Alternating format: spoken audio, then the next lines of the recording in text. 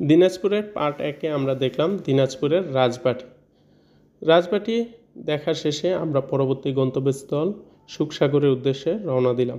সুখসাগরটি মূলত রাজবাড়ির পিছনেই অবস্থিত, যা একটি বিশাল পুকুর এবং এর আশেপাশে প্রচুর গাছপালা দিয়ে ঘেরা এবং পার্কের মতো তৈরি করা হয়েছে। দিনটি ছিল অত্যন্ত রৌদ্রময় এবং এর তাপমাত্রা ছিল অনেক বেশি, তাই আমরা 130 কিলোমিটার জার্নি করে সবাই ক্লান্ত হয়ে গেছি। আরও অনেক জায়গায় ঘুরতে যেতে হবে দিনাজপুরে, তাই আমরা প্ল্যান করলাম যে এখানে আর বেশিক্ষণ সময় দিব না। তাই আমরা সুখসাগরে চারপাশে একটু পরিবেশটা এনজয় করলাম এবং আমার বন্ধু প্ল্যান করলো যে এখানে কোথায় আরও ভালো খাবার পাওয়া যায়, কোথায় আরও ঘোরা যায়, সেই জন্য তার বন্ধুকে ফোন করলো। তার বন্ধু একটি লোকেশন দিল যে দিনাজপুরের এই হোটেল রুস্তম হোটেলটা নাকি অনেক বিখ্যাত। তা আমরা সবাই প্ল্যান করলাম যে এখান থেকে গিয়ে রামসাগরের উদ্দেশ্যে রওনা দিয়ে রামসাগর দেখে তারপর আমরা দুপুরে লাঞ্চ করব। তা আমরা সুখসাগর ত্যাগ করার পথে দেখলাম এর ম্যাপ এবং রাজবাটীর গণহত্যার একটি ফলক। এসব শেষ করে আমরা রামসাগরের উদ্দেশ্যে রওনা দিলাম। রামসাগরটি মূলত সুখসাগর থেকে 10 কিলোমিটার দূরে অবস্থিত।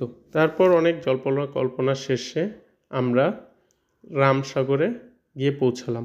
রামসাগরে জনপ্রতি 20 টাকার টিকিট এবং বাইকের প্রতি বাইক 10 টাকা করে টিকিট কেটে আমরা রামসাগরে প্রবেশ করলাম। রামসাগরটি সুখসাগরের মতোই, কিন্তু সুখসাগর থেকে রামসাগরটি 3 গুণ বেশি বড় একটি পুকুর। রামসাগরের আশেপাশে মনোরম পরিবেশ এবং প্রচুর গাছপালা থাকায় এর পরিবেশটা আরও মানুষের মনকে ছুঁয়ে যায়। তা যেহেতু এটি একটি বিশাল পুকুর, তা পুকুরটি আমরা সবাই ঘুরে দেখে যে কোনো একটি ঘাটে গিয়ে আমরা দাঁড়াবো, সেই প্ল্যান মোতাবেক আমরা চলছিলাম। তার রামসাগরের বাম দিকে আবার একটি রয়েছে লুকোচুরি খেলাঘর, যা অনেক পুরনো একটি বাড়ি, অনেক স্মৃতি বহন করে।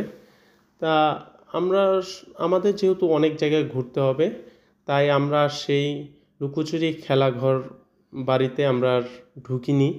আমরা সেখান থেকে সরাসরি চলে পুরো রামসাগরটি একটি চক্কর দিতে থাকি এবং এর পরিবেশ এনজয় করতে থাকি। এর 4টি ঘাট রয়েছে, প্রত্যেক ঘাটে গোসল করা যায়। তা আমরা ভাবলাম যে কোনো একটা নির্দিষ্ট ঘাটে রামসাগরটা দেখা শেষে একটু গোসল করব, যেহেতু অনেক গরম পড়েছে এবং রোদ প্রচুর, তাই সেই উদ্দেশ্যে আমরা যাচ্ছি।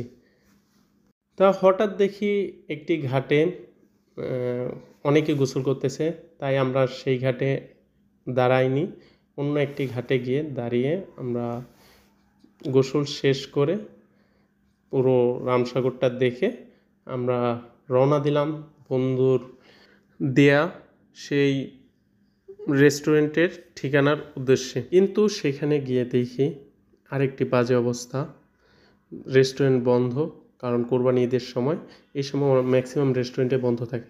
যাই হোক, আমরা অন্য একটি রেস্টুরেন্টে খুঁজে দুপুরের লাঞ্চ শেষ করে আমরা দিনাজপুর শহরটা ঘুরে পরবর্তী গন্তব্যস্থলের জন্য রওনা দিলাম। আল্লাহ হাফেজ।